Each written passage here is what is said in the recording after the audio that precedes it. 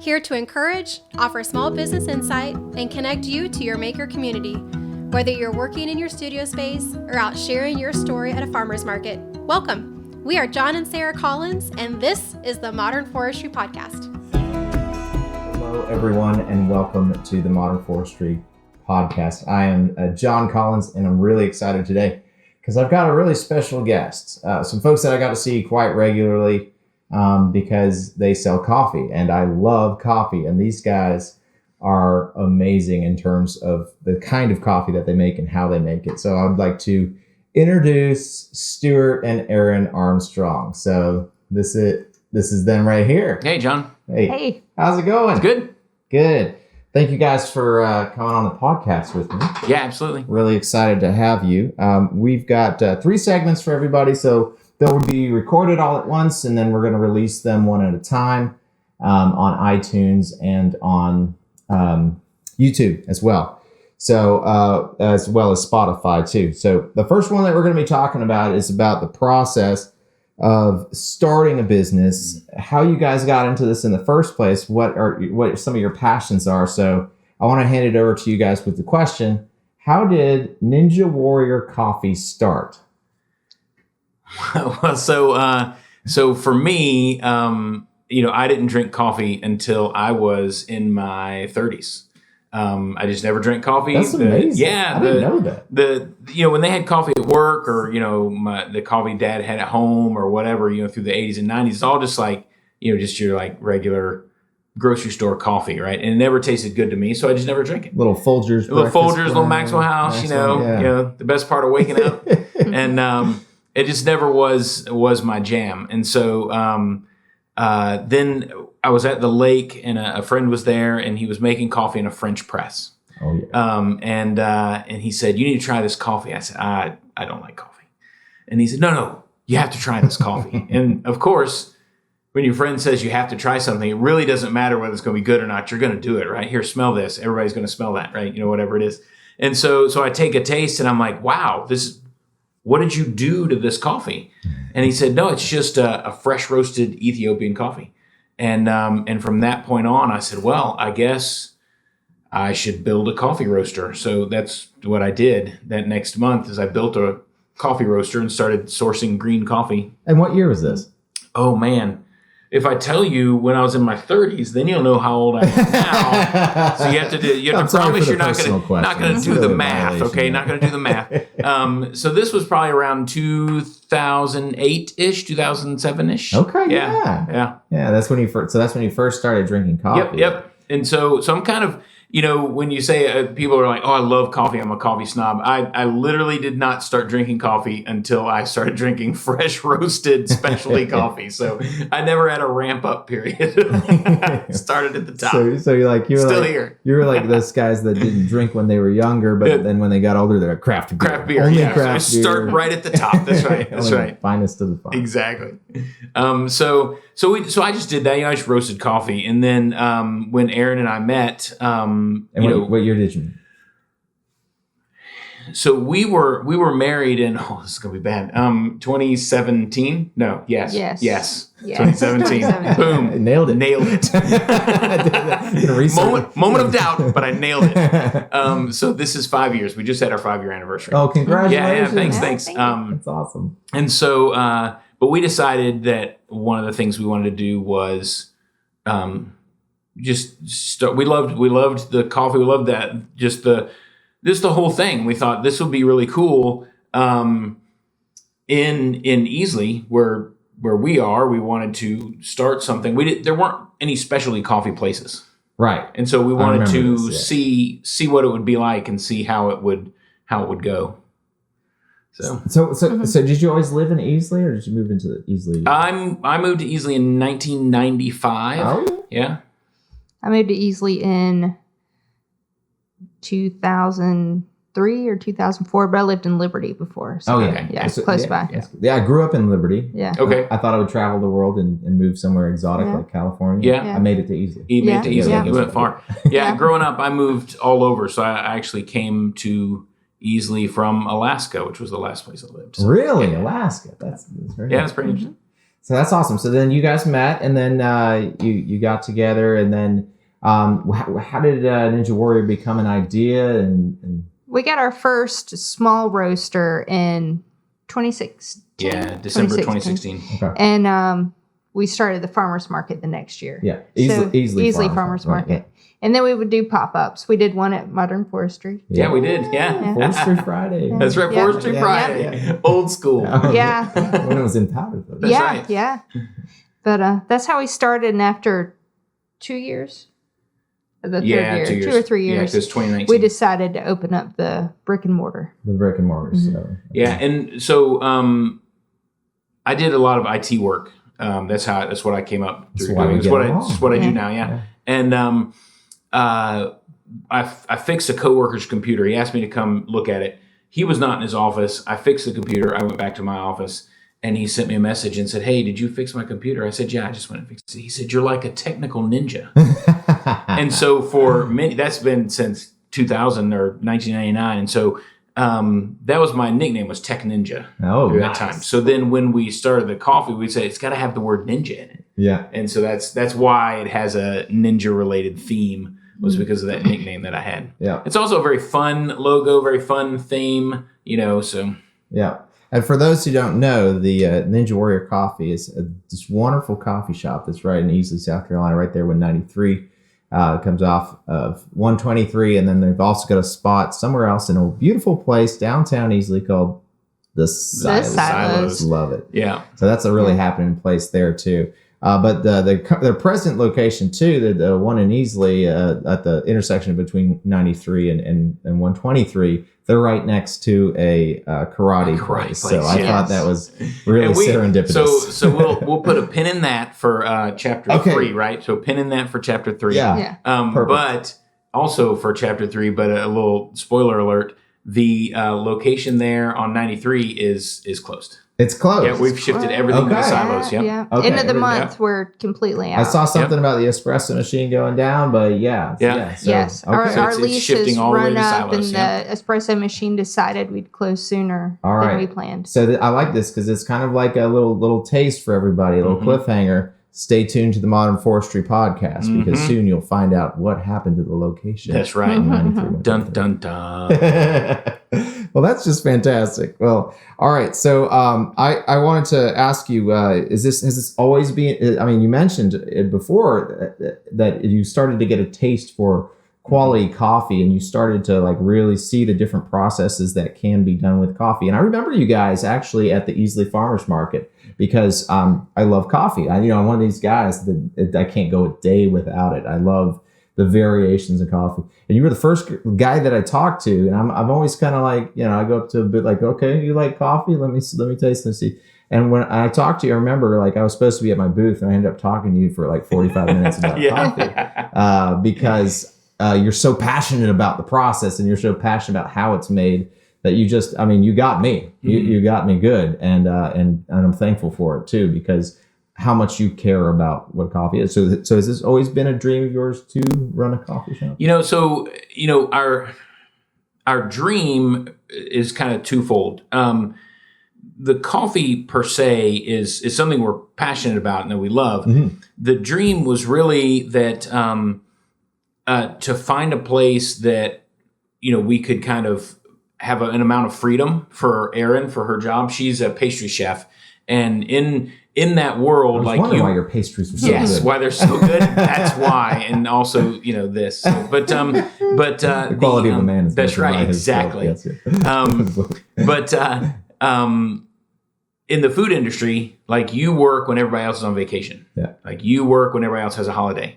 And it was just very difficult. We didn't get to share holidays. We didn't get to do those things. So it was a way we could find some freedom for her to have a schedule that we could kind of set that she could do. That was one side. The other side is coffee brings people together, and 100%. We love people. Yep. And we love to meet people and talk to people, and so that was a way to kind of connect those around that coffee's community. So yeah, I love that. I absolutely do love that. That's because you're so right. Because people are like, hey, we should get to know each other. Let's get together. Let's get some coffee. For coffee at Ninja Warrior Coffee at the Silos. Yep. And let's get, actually, my wife's doing that tomorrow night. So That's right. she's sitting out there. So perfect. So I wanted to ask you, Erin, a few questions as well, just about like, what was the transition like? Because you went from like not getting a lot of chances to see one another, and you went from that into like, let's work together and build this beautiful dream that is now known as Ninja Warrior.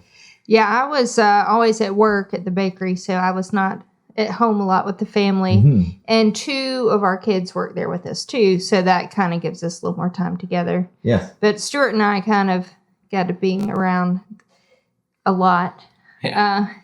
Really, once COVID hit, especially, like his office was there, so we were there 24 hours a day together or at home. But it was good. It was a nice change. It was kind of hard, him being the boss. Sometimes I'd be like, no, I'm not doing that. You definitely have to set up some thought. That'd be for number 3 as well. 3, Adversity. Yeah. But it was nice to finally have time together.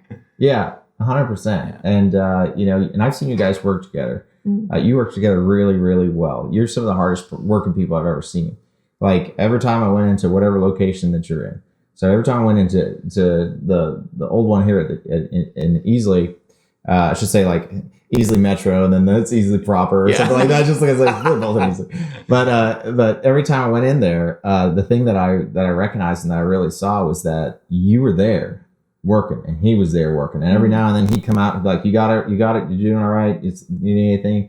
Okay. And then he'd go back to his other job, work that, and then so you're sitting here like running them this. To me, it's like how big is this operation? Like, how many wings does he have? He's Batman over here. He's like a little ninja Batman, basically. So I commend you guys. It's a lot of work trying to run something like this, and you guys.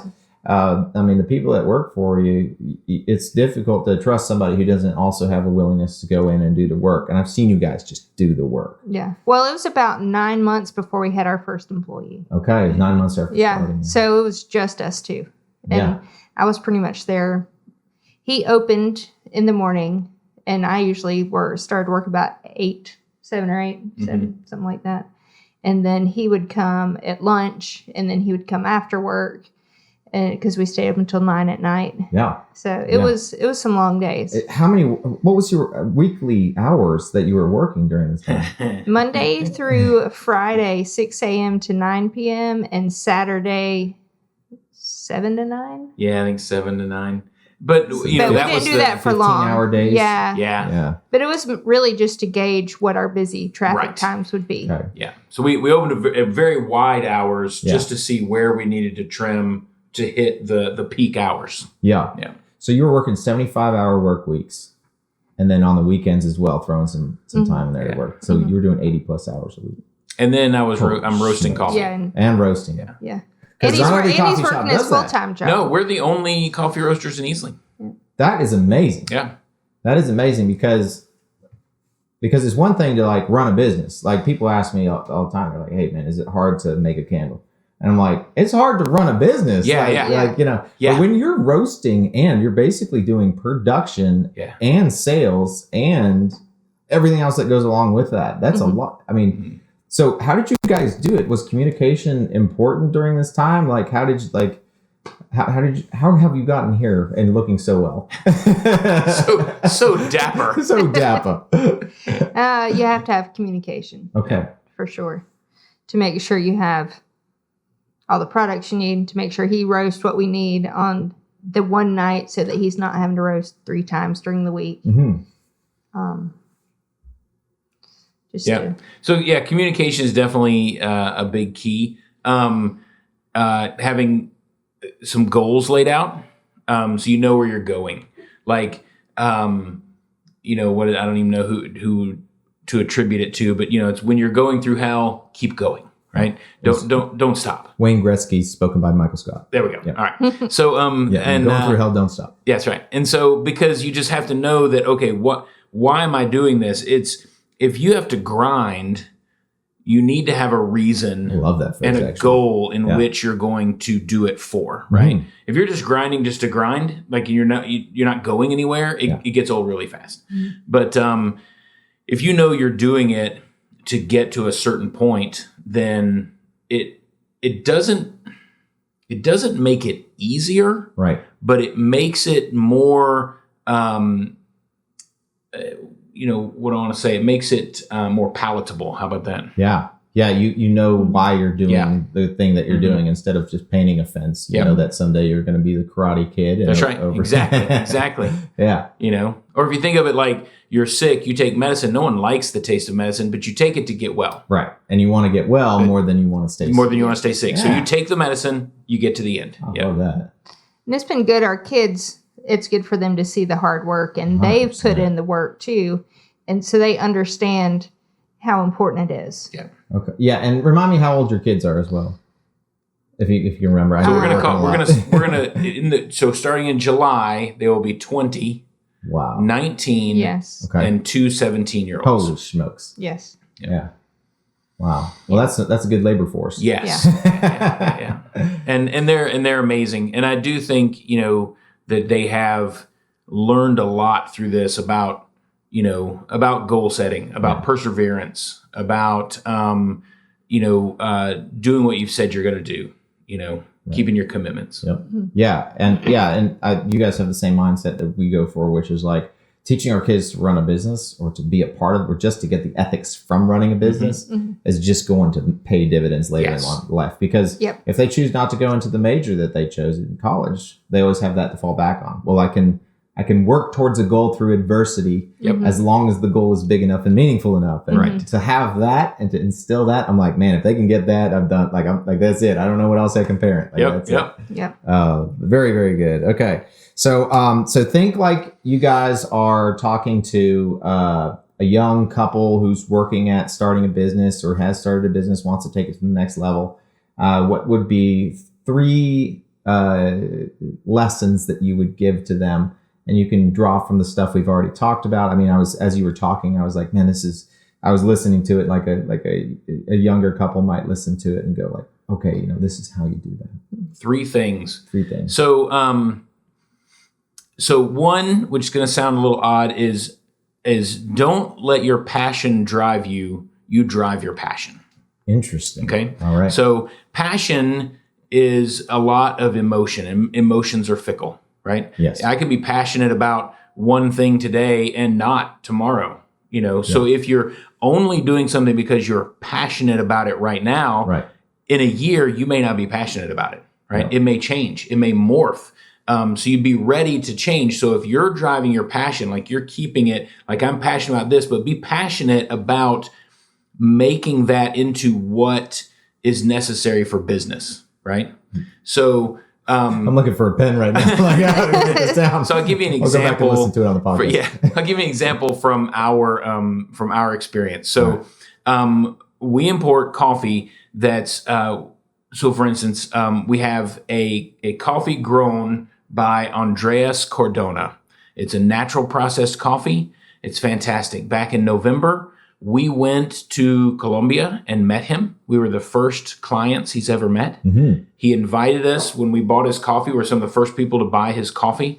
He invited us to his home. We went to his home. We had lunch. We met his family. We have pictures with his kids. Like we had a lot of that in there. And his coffee is phenomenal. Awesome. Okay.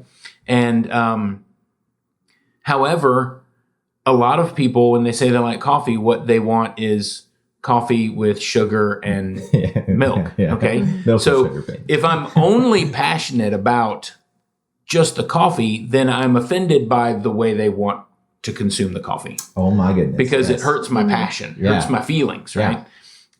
However, if my passion is to just move them forward and engage with people, then I morph my passion around, okay, well, how do I make that the best thing they've ever had? Yeah.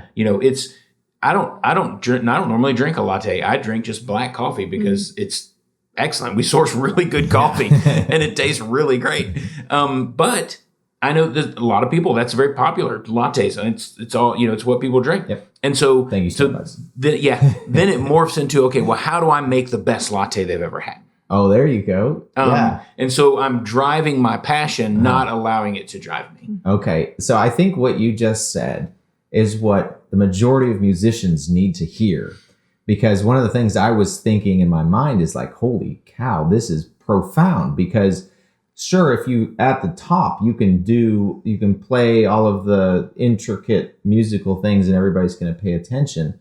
But by and large, like you're meeting customers where they're at instead of trying to say like, no, go for something better, go for something better. But you're almost discipling them in their consumption of coffee into a better and more meaningful coffee experience. Instead of just saying like, I know this is what you want to, this is what you're used to, the sugar milk thing, but maybe try this. And, maybe it's like they come in regularly and every once in a while you're just like, hey, here's a little bit. We have that exact story with one of our regulars. Really? Seth came in and he would get, a coffee, and he actually was like, I don't normally drink coffee. You just put half the amount of coffee and then the milk and the flavored, syrup. Mm-hmm. And so sure, we do that. And then eventually it's like, well, I'll just take all the coffee because it's really good. So he takes all the coffee, and then he's like, okay, so tell me about, the coffee. So I start talking about the coffee, and he's like, well, I would like to try just the coffee.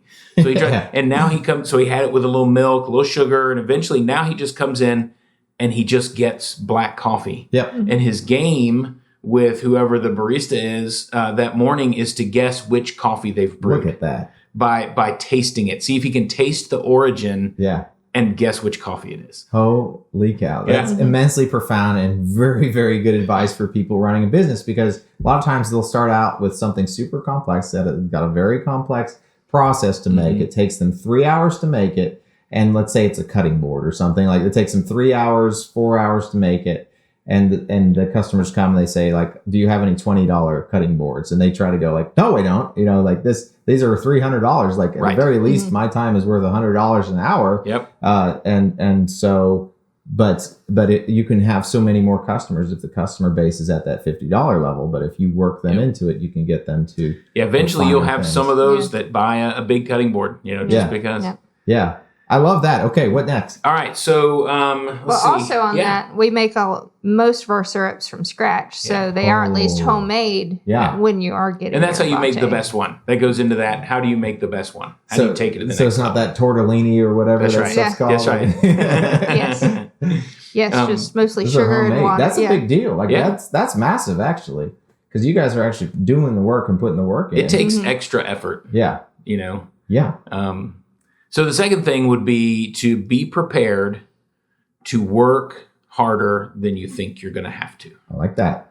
And longer. Yes, and longer. And you guys, you have the receipts to prove it, too. Yes, right. That's right. 80 hours a week minimum. And so one of the things there is to remember, so there's a book, Mindset by Carol Dweck. Okay. And she refers, there's two basic root mindsets. There's a fixed mindset and a growth mindset. Yeah. And what you want to develop is a growth mindset. I like it. A fixed mindset, when something doesn't work, says, I'm a failure.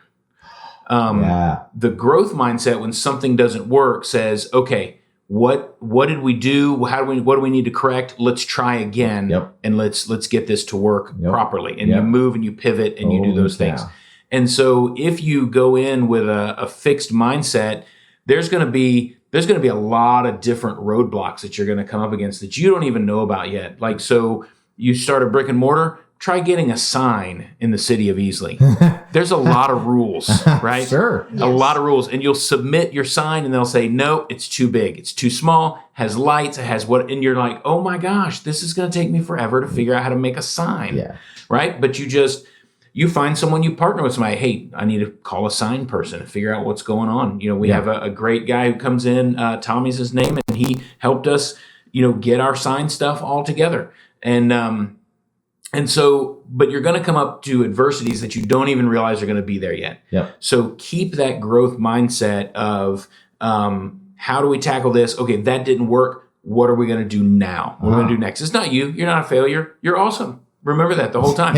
It's just it's a growth moment. Yeah, it's a growth moment. Yeah, that's a beautiful thing to say. That's because I actually do like you. I come from a computer science background as well, and one of the primary issues that we would always run into is that I'd go into somebody's office and be like, "Well, what have you tried already?" Mm-hmm. And they would say, "Well, I'm afraid to try."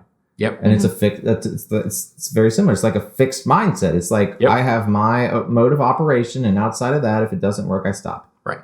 And so in order to solve problems, though, you have to think very creatively and to say, well, okay, well, if it's not this, then what is it? And you constantly have to think, what is another way to do this? Yep. Well, what would be another? It's that thinking outside the box, to reiterate a cliche, but it really and truly is to think around barriers. You have to do that in small business because you're going to constantly come up against barriers. Oh, yeah. So when we started the brick and mortar, we signed the lease the end of February, and we had 3 months of which we didn't have to pay rent. Mm-hmm. And we're allowed to build out our business. Okay. Mm-hmm. And so a lot of people, that's what they did. They took 3 months, they built out their business. And so we had March. I said, we're going to open in April. And everybody said, 1st. you can't build out a coffee shop in a month. Watch me. didn't. Why don't you tell me what I can't, stand over there and tell me what I can't do it while I'm over here doing it. Okay, let's do that. And so we laid the carpet that's in there. We did all this We stuff. tore down walls. We tore down walls. We did it all. Yeah. And I had every someone, night after our full-time jobs. Yeah. Yeah. Yeah, my till like goodness. midnight we'd be there working on the stuff. Every weekend. And so I had somebody say, hey, well, have you ever laid carpet before? Do you know how to do that? I said, no, I do not. I said, however, I always start with the assumption that I can do something and I have to be proven wrong. Oh my goodness. Is that the third thing that you would pass on? Oh, sure. Hey, we can do that. It kind of goes with the second, but the third just comes. But that's just one of my things. Like, it doesn't matter. Like everything is knowable. If you say, well, I don't want to work on this, I have to hire an electrician. They're not Jedis. They just have more knowledge than you about the subject. Right? You can know about the subject if you wish to know. Now if you just want to hire an electrician, go for it. It's fine with me. But a lot of times, like small things at the house, this outlet's not working. Look at the outlet. They sell things to test and change the outlet. I mean, it's not rocket science, but you do have to just take a step to know something. Yeah. But everything's knowable. You have to know that the breaker goes off. That's right. Before you put your finger on the wire. The correct breaker. Sounds like there's a story there too. There's many a story. Yes. So is that your third? I don't know. Yeah. I don't know. I didn't really. That was just kind of coming off that second one of just. Did you have a third beforehand? Or? I don't have a third beforehand. Okay. I'm winging it, man. I'm coming up with these on the fly. And you're nailing it too. Like, I want to keep going on this issue, but we got more segments. That's right. Too, That's right. Well, I think this is a good breaking point. Then I wanted to let everybody know. Thank you so much for watching this segment of the Modern Forestry Podcast. It was segment 1 of Ninja Warrior. If you'd like to support, one surprising thing that you can do is review the podcast. It helps more than you would think in iTunes, and it's very easy to do. Head over to iTunes, go to Modern Forestry Podcast, and drop a review. You can also do it on your podcast app if you're using an Apple device. Thanks so much for listening. We're grateful for the hustle.